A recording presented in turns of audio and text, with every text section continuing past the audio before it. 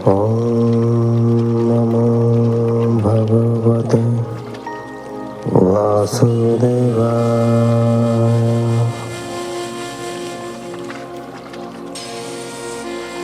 ॐ नमो भगवते वासुदेवाय।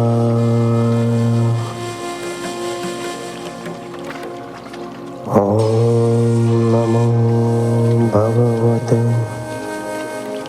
वासुदेवाय।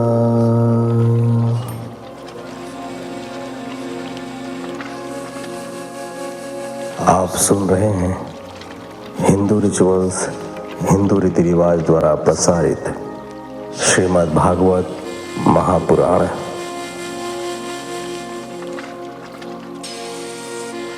नारायणं नमस्कृत्यं नरं चैव नरोत्तमं देवीं सरस्वतीं व्यासं ततो जयमुदीरयेत्।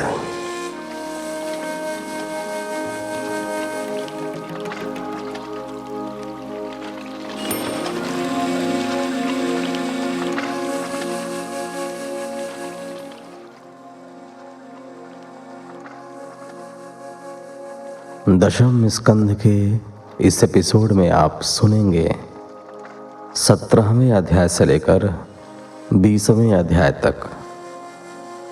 तो चलिए कथा प्रारंभ करते हैं 17वें अध्याय से।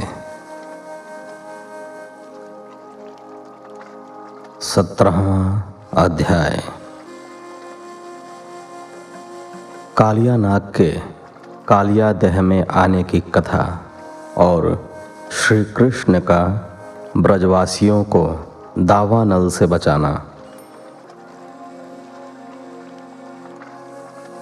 राजा परीक्षित ने पूछा, मुनिवर, कालिया नाग ने नागों के निवास स्थान रमणक द्वीप को क्यों छोड़ा था? उसने गरुण जी का कौन सा अपराध किया था? श्री सुखदेव जी ने कहा, परीक्षित, पूर्व काल में सर्पों ने यह नियम बना लिया था कि प्रत्येक मास में अमावस्या को एक निर्दिष्ट वृक्ष के नीचे रमणक द्वीप के एक सर्प को गरुण जी के भोजन के लिए जाना पड़ेगा। बदले में गरुण जी शेष सर्पों की रक्षा करेंगे। यह कथा इस प्रकार है कि गरुण की माता वीनता और सर्पों की माता कद्रु में परस्पर वैर भाव था। माता के वैर का ध्यान करके गरुण जी को जो भी सर्प मिलता था उसे वे खा जाते थे। इससे व्याकुल होकर सभी सर्प ब्रह्मा जी की सेवा में गए। तब ब्रह्मा जी ने ही यह नियम बना दिया था कि प्रत्येक अमावस्या को प्रत्येक सर्प परिवार बारी बारी से गरुण जी को एक सर्प की बलि दिया करे। बदले में वे बाकी सर्पों की रक्षा करेंगे। सर्पों ने उसी नियम का पालन करना प्रारंभ कर दिया। राजन, उन सर्पों के परिवार में कद्रु का पुत्र कालिया नाग अपने बल और विष के घमंड से मतवाला हो रहा था। उसने गरुण का तिरस्कार करने के लिए बलि के लिए जाने वाले सांपों को मारकर खुद ही खाना शुरू कर दिया और स्वयं अपनी बलि देने से बचता रहा। गरुण जी भगवान श्री हरि के पार्षद थे। उन्हें जब इस बात का पता चला तो उन्हें बड़ा क्रोध आया। अतः कालिया नाग को मारने के उद्देश्य से गरुण जी ने बड़े वेग से उस पर आक्रमण कर दिया। इधर विषधर कालिया नाग ने जब गरुण जी को अपनी ओर झपटते देखा तो उसने अपने 100 फनों को फैलाया और पलटकर गरुण जी पर आक्रमण कर दिया। उसने अपने दांतों से गरुण जी को डस लिया। उस समय वह अपनी भयानक जीभ को लपलपा रहा था। उसकी सांसें तेजी से चल रही थीं और वह अपनी भयानक आंखों से गरुण जी की ओर देख रहा था। परीक्षित, ताक्षर्य जी के पुत्र गरुण जी की शक्ति और वेग अत्यंत विकट है। वे भगवान श्री हरि के वाहन हैं। कालिया नाग के धृष्टता देखकर उनका क्रोध फट पड़ा। उन्होंने उसे झटक दिया और अपने पंजों से उस नाग पर भयानक झपट्टा मारा। इससे कालिया नाग घायल हो गया। वह घबरा कर जल में घुस गया और यमुना के इस कुंड में आकर छिप गया। यमुना जी का यह कुंड गरुड़ जी के लिए अगम्य था। यह अत्यधिक गहरा था। इसी स्थान पर गरुड़ जी भूखे प्यासे कई दिनों तक उसके बाहर आने की बाट जोहते रहे। एक दिन भूख से व्याकुल होकर गरुड़ जी ने एक मछली को पकड़ लिया।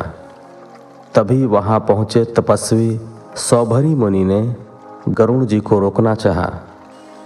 गरुड़ जी ने मछली को खा लिया। इससे मछलियों को बड़ा दुख हुआ। उनकी दशा देखकर सौभरी मुनि को बड़ी दया आई और उन्होंने गरुड़ को शाप दे दिया। यदि गरुड़ फिर कभी इस कुंड में घुसकर मछलियों को खाएंगे तो उसी क्षण प्राणों से हाथ धो बैठेंगे। परीक्षित, महर्षि सौभरी के इस शाप की बात कालिया नाग के सिवाय कोई और नहीं जानता था। इसलिए वह गरुड़ के भय से निर्भय होकर यहाँ रहने लगा था। परंतु अब श्री कृष्ण भगवान ने उसे पुनः रमणक द्वीप में भेज दिया था। जब श्री कृष्ण को सकुशल यमुना से निकलते ब्रजवासियों ने देखा तो उनकी जान में जान आई। यशोदा ने अपने पुत्र को हृदय से लगा लिया और नंद बाबा ने ब्रज में पहुंचकर ब्राह्मणों को बहुत सा धन धान्य तथा गौएं दान में देकर विदा किया। राजन, एक बार गर्मी के दिनों में ग्वाल बाल गायों और बछड़ों को चराते हुए थक गए तो वे खा पीकर वृक्षों के नीचे छांव में लेट गए और सो गए। श्री कृष्ण और बलराम जी भी उनके साथ थे। एकाएक वन में आग लग गई। देखते देखते उसने दावानल का भयानक रूप धारण कर लिया। सभी ग्वाल बाल उस आग में घिर गए। तब सभी ग्वाल बाल भयभीत होकर इधर उधर भागने लगे। उस समय श्री कृष्ण ने उन्हें रोका और बोले, तुम लोग घबराओ मत। मैं सबका दाह दूर करने के लिए धरती पर आया हूं। अतः इस दाह को दूर करना मेरा कर्तव्य है। राजन, ऐसा कहकर श्री कृष्ण ने एक ही सांस में सारी आग को पी लिया। वन की अग्नि शांत हो गई। सभी ग्वाल बाल प्रसन्नता में उछलने कूदने लगे। इस प्रकार श्री कृष्ण तो सभी दुखी जन का उद्धार करने वाले हैं। कष्ट रूपी अग्नि को वे स्वयं पी जाते हैं और अपने भक्तों की रक्षा करते हैं।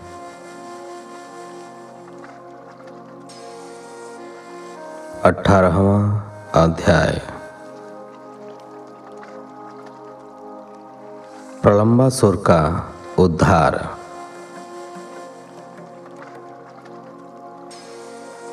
श्री शुकदेव जी ने कहा, परीक्षित, एक दिन ग्वाले के वेश में प्रलंब नाम का एक असुर उनके बीच में आ गया। वह श्री कृष्ण और बलराम जी का हरण करने की ताक में था। परंतु भगवान श्री कृष्ण उसे देखते ही पहचान गए। उन्होंने उसका मित्रता का प्रस्ताव स्वीकार कर लिया। उन्होंने सभी ग्वालों को अपने पास बुलाया और बोले, मित्रों, आज हम 2 दलों में बंट कर खेलेंगे। एक दल के नायक दाऊ होंगे और दूसरे दल का नायक मैं रहूंगा। किसी को आपत्ति हो तो बताओ। हमें कोई आपत्ति नहीं है, सभी ग्वालों ने कहा। फिर वे एक ऐसा खेल खेलने लगे जिसमें हारने वाला दल जीतने वाले दल को पीठ पर चढ़ाकर एक निश्चित दूरी तक ढोता था। खेलते खेलते हुए भांडीर नामक वट वृक्ष के पास पहुंच गए। परीक्षित, एक बार श्री बलराम जी वाला दल जीत गया तो श्री कृष्ण वाले दल को अपनी पीठ पर दूसरे दल को ढोना पड़ा। हारे हुए श्री कृष्ण ने श्री दामा को अपनी पीठ पर चढ़ाया। भद्रसेन ने वृषभ को और प्रलंब ने बलराम जी को।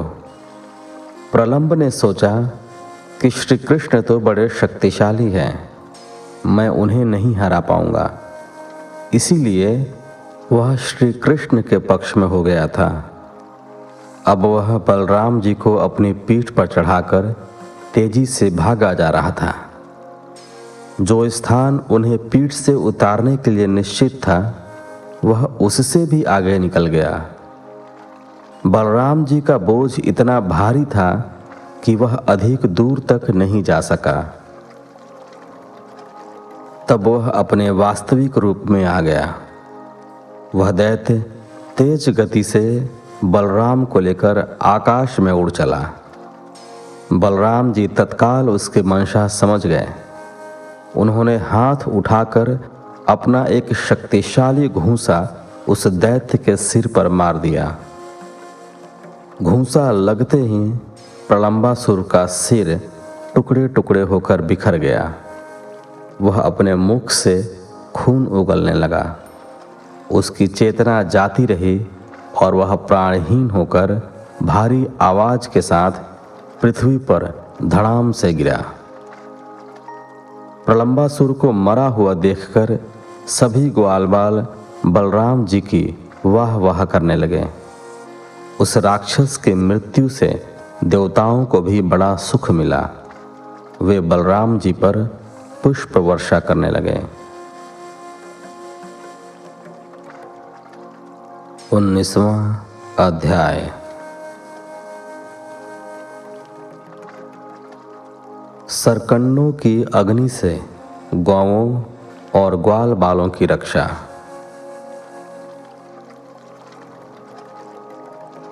श्री सुखदेव जी ने कहा, परीक्षित, जब वे सभी उस भयानक राक्षस के शरीर को धरती पर मृत पड़ा देख रहे थे, तब उनकी गौएं चरती हुई एक दूसरे वन में चली गईं।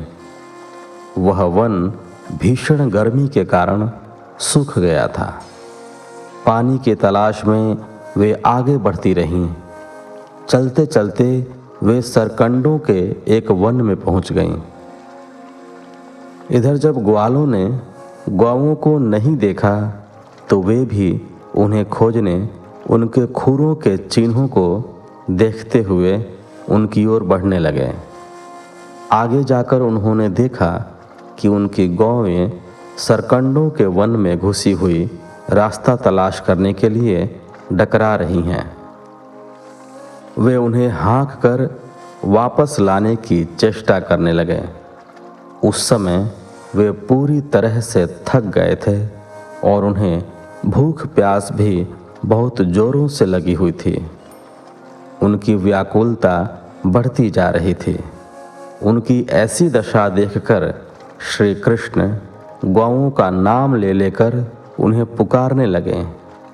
वे गौएं श्री कृष्ण के आवाज देने पर रंभाती हुई उनकी ओर दौड़ कर आने लगी। परीक्षित, उसी समय वन में अचानक न जाने कैसे आग लग गई और फैलती चली गई। वन की वह दावाग्नि वन्य जीवों का काल ही होती है। तभी जोर से आंधी भी चलने लगी। उस आंधी ने अग्नि को और भी तेजी से भड़का दिया। वह प्रचंड होती अग्नि वन के जीवों को जलाने लगी। वन के पशु अपनी अपनी जान बचाने के लिए बाहर की ओर भागने लगे।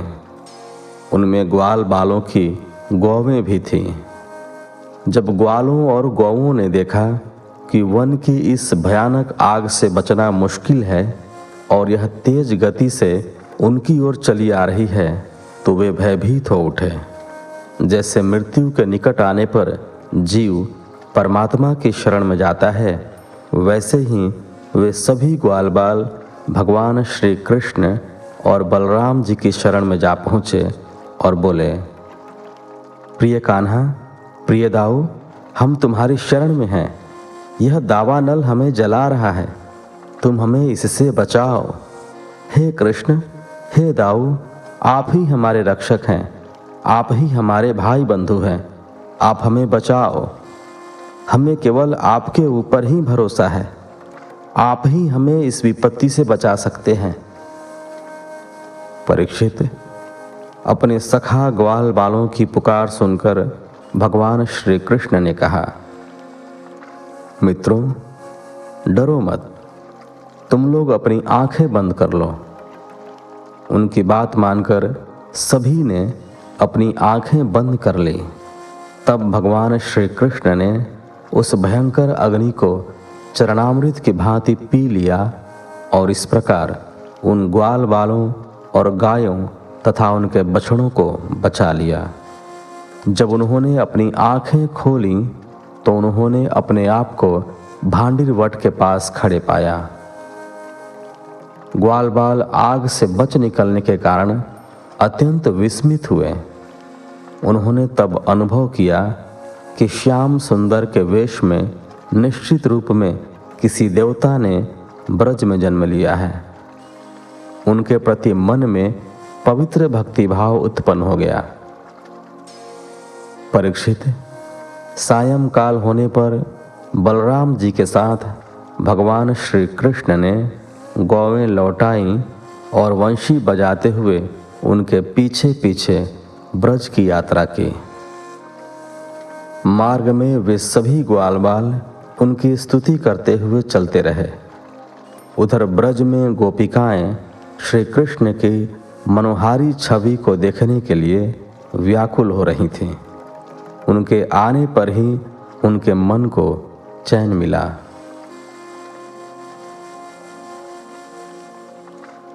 बीसवां अध्याय।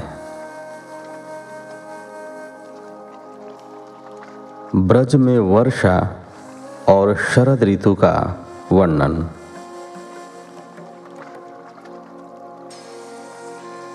श्री शुकदेव जी ने कहा, परीक्षित, जब ब्रज में पहुंचकर ग्वाल बालों ने श्री कृष्ण और बलराम जी की अलौकिक लीलाओं का वर्णन किया तो सभी अति प्रसन्न हुए और कहने लगे कि ब्रज में श्री कृष्ण और बलराम जी के वेश में कोई बहुत बड़े देवता पधारे हैं। इसके बाद ब्रज में वर्षा ऋतु का आगमन हुआ। इस ऋतु में सारा आकाश काले काले बादलों से भर जाता है। आकाश में बादलों के टकराने से उनकी गड़गड़ाहट और विद्युत की कड़क सुनाई देने लगती है। सूर्य और चंद्र कठिनाई से ही अपनी झांकी देते हैं।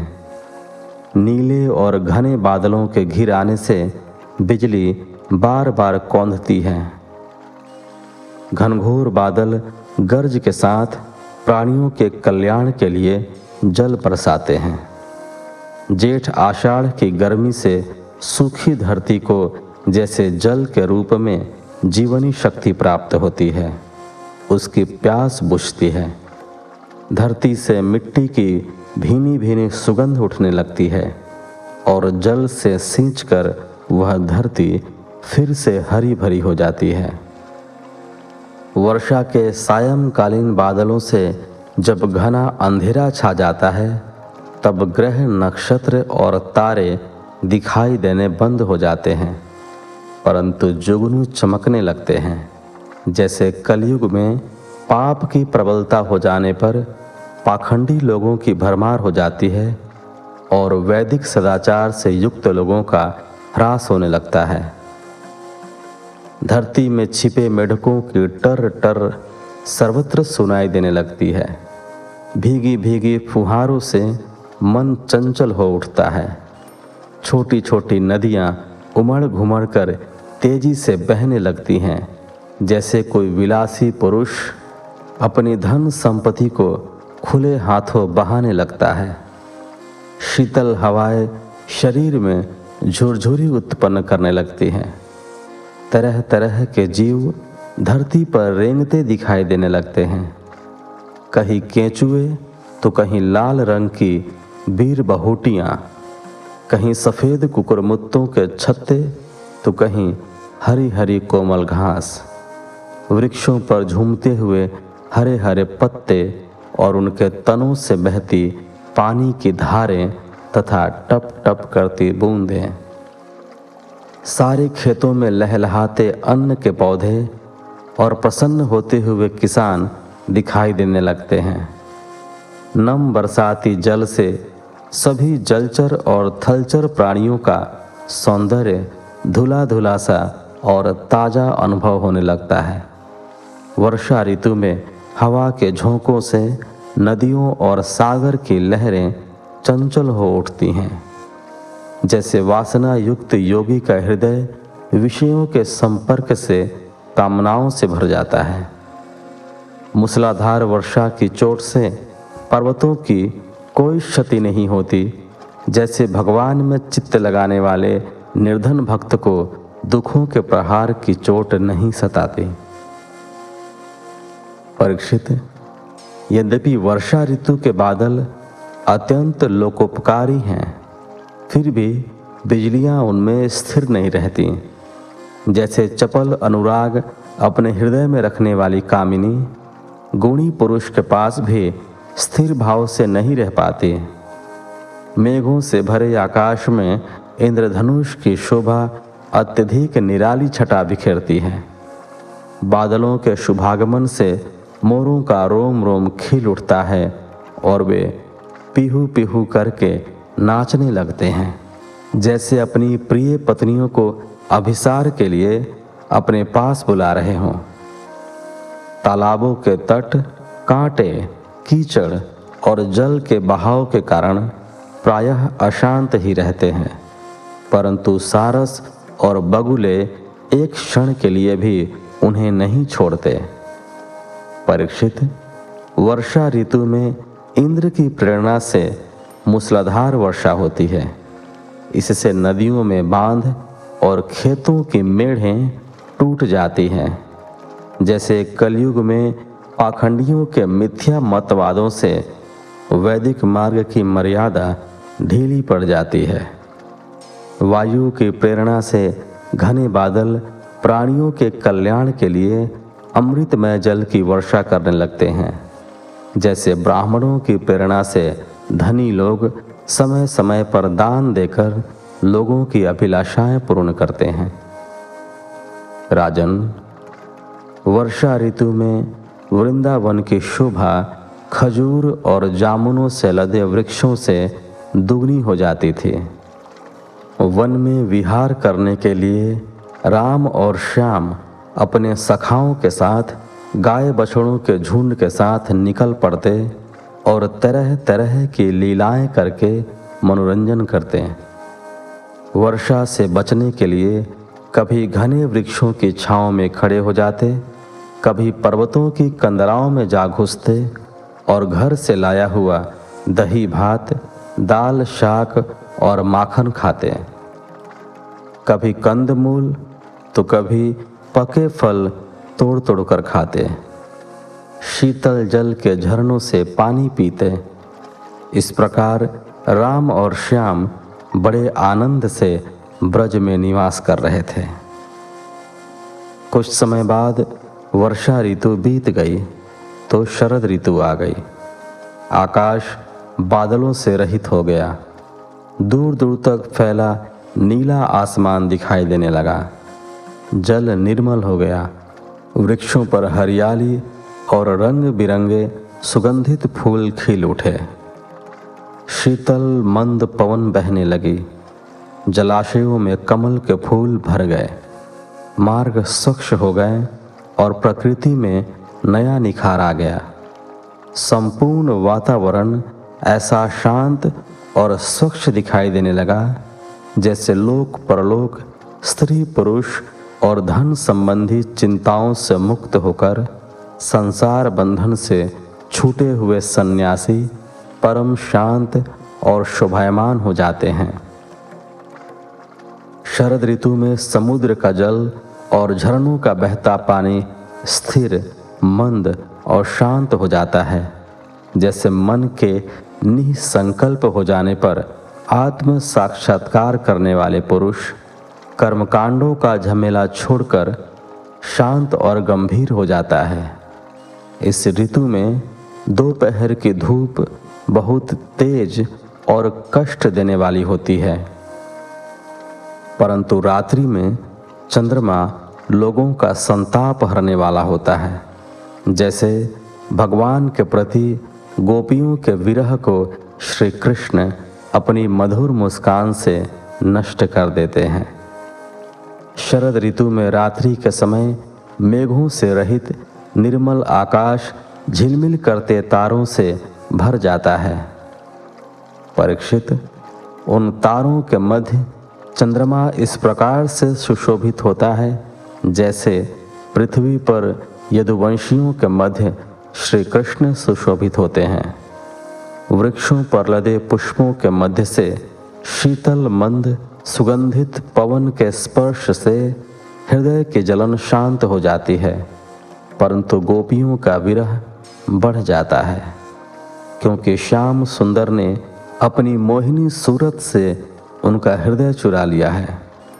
जैसे राजा के आने से चोर डाकू छिप जाते हैं और सभी लोग निर्भय हो जाते हैं, उनके चेहरे खिल उठते हैं, वैसे ही शरद ऋतु के आने पर जब सूर्योदय होता है तो कुमुदिनी के अतिरिक्त सभी प्रकार के कमल के फूल खिल उठते हैं।